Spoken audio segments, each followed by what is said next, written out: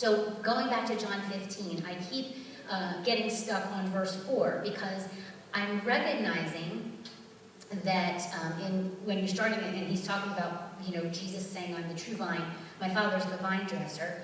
Then he goes on and says to verse 4, abide in me and I in you. As the branch cannot bear fruit of itself unless it abides in the vine, neither can you unless you abide in me.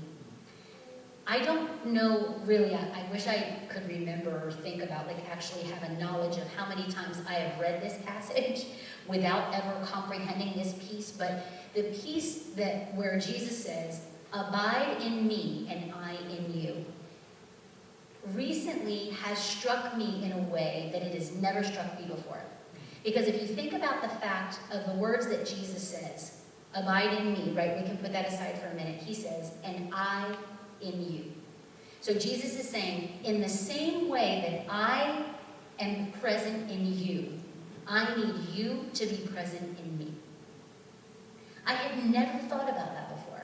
I thought about the fact that Jesus is here, right? Jesus, when we surrender our lives to him, he overtakes our lives, he overtakes our hearts, and we follow then him as we walk. I never thought about the fact that he wants me to live in him the same way that he lives in me.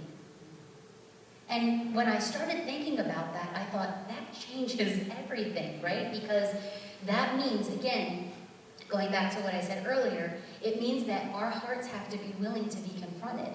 Because there's going to be things in my heart that aren't the way that Jesus would walk them out, right? They don't look like him.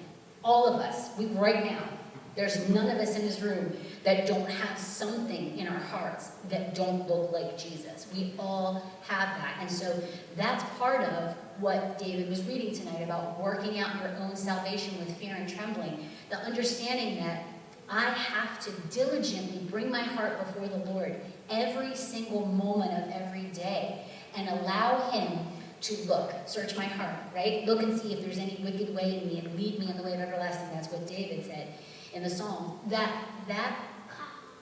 mindset is something that we have to learn how to abide in.